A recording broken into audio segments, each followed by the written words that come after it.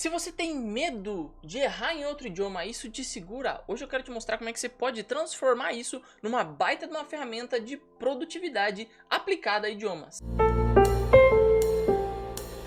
E aí, aqui eu li, parabéns, na verdade, parabéns mesmo, se você tem essa preocupação, poxa, vou errar e aí se eu errar as pessoas vão rir de mim. Se você se preocupa com isso no aprendizado de idiomas, você está na frente de muitas pessoas, porque essa tua preocupação mostra que você leva o aprendizado de idiomas a sério. Geralmente quem, sabe, leva tudo meio nas coxas, não tá nem aí, assim, acaba desistindo do aprendizado de idiomas porque não é aquilo que aquela pessoa realmente queria, às vezes fez porque era obrigada.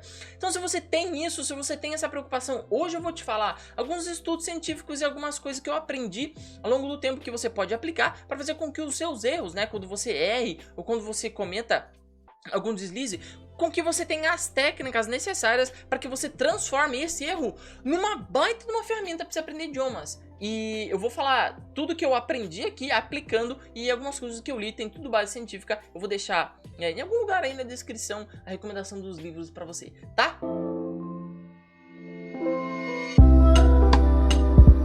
Bom, a primeira coisa é, eu sei que muitas vezes quando a gente comete um erro, seja em inglês, em qualquer idioma, aquilo machuca nossos sentimentos por dentro, que a gente sempre quer falar de uma maneira perfeita ou falar, tipo, fluentemente em qualquer situação, etc.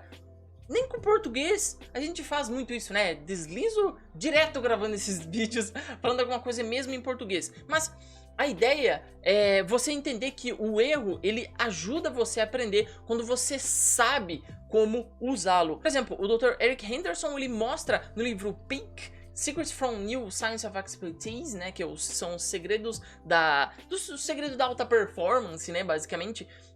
Ele mostra nesse livro que o que acontece quando os médicos saíam da faculdade, eles iam para a parte prática de fazer diagnóstico. Acontece que a parte de você fazer diagnóstico, muitas vezes você não tem um retorno sobre o diagnóstico que você faz, né? Você não sabe se você errou o diagnóstico ou não, muitas vezes. E o que acontece é que ele mostra que muitas vezes as habilidades dos médicos decaíam. Então, quando você erra, mas tem o medo de você saber que errou ou ter uma resposta àquilo que você está fazendo, tal qual uma prova, aquilo que se chama em inglês de feedback. Quando você não tem o feedback, você está perdendo algo que é puro ouro no aprendizado de idiomas. E aqui eu vou te mostrar duas formas de feedback, basicamente duas táticas que você pode aplicar para usar quando você erra, para que você tenha um feedback, ou seja, para que quando você tenha uma resposta, você saiba usar essa resposta para que você aprenda melhor os idiomas.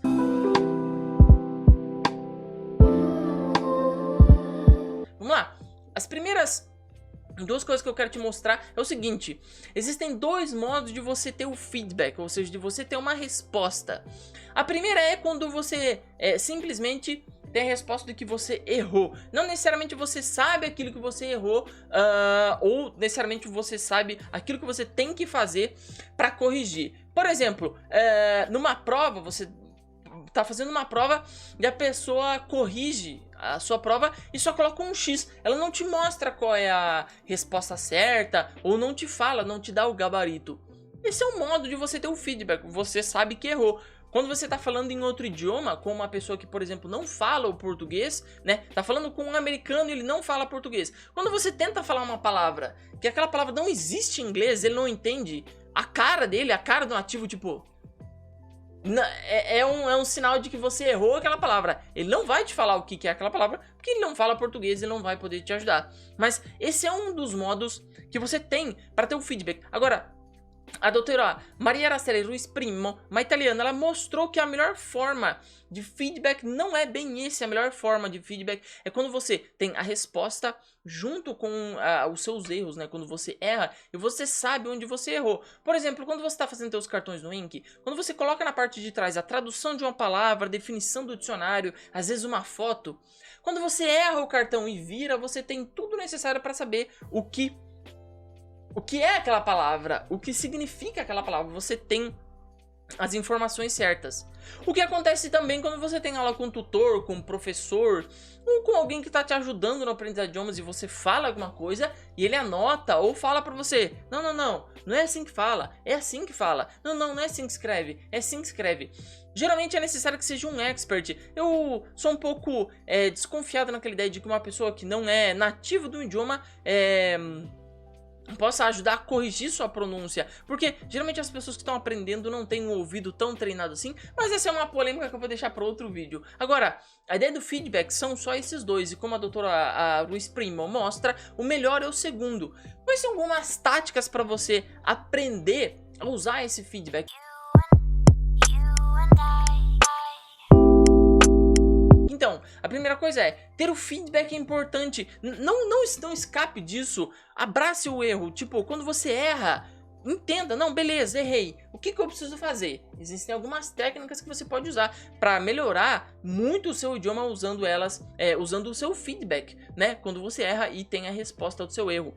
A primeira é o seguinte, o que você pode fazer é, quando você tá achando assim que o teu aprendizado de idiomas tá um pouco lento, tu tá meio que patinando, não tá vendo muito resultado, você pode usar esse tipo de feedback, é a primeira estratégia. A primeira estratégia é o seguinte, você deve pegar um método que você tá usando, um livro que você tá usando, um caderno, seja aquilo que você tá usando e tente mudar as condições de aprendizado. Ou seja, saia do quarto onde você está estudando, vai estudar em outro quarto. Se você está só praticando a sua leitura, por exemplo, isso é mudar as condições. Ah, Eliezer, eu só estou praticando a minha escuta, só estou tentando escutar. Então passe para outra competência, passe para a competência da leitura, passe para a competência da escrita, mude a competência.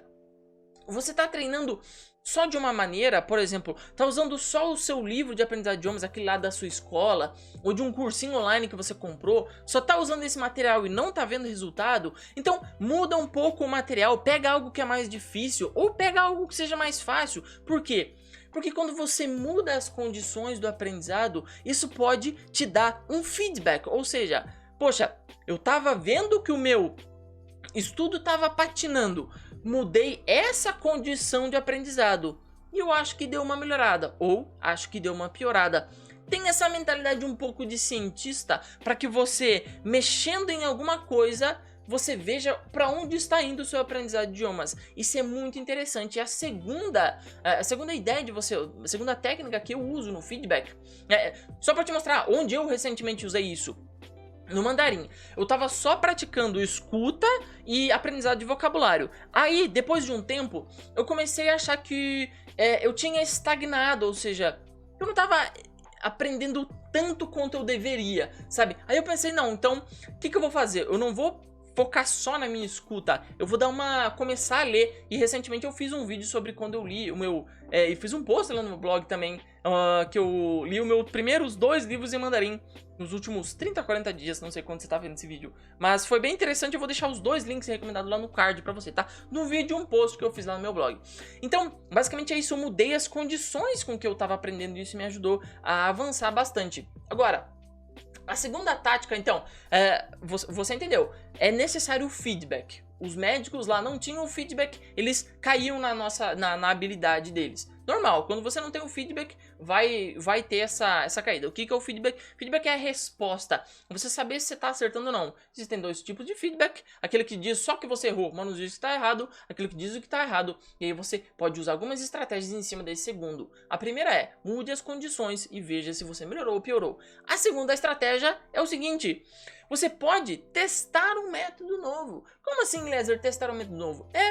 Se você está aprendendo francês, por exemplo, e você está usando um tipo de método, e você está seguindo esse método e tá patinando, poxa, eu vou testar outro método, então veja outras dicas no YouTube, veja outro tipo de curso, não é só porque você gastou uma fortuna num curso, alguma coisa que você precisa seguir ele.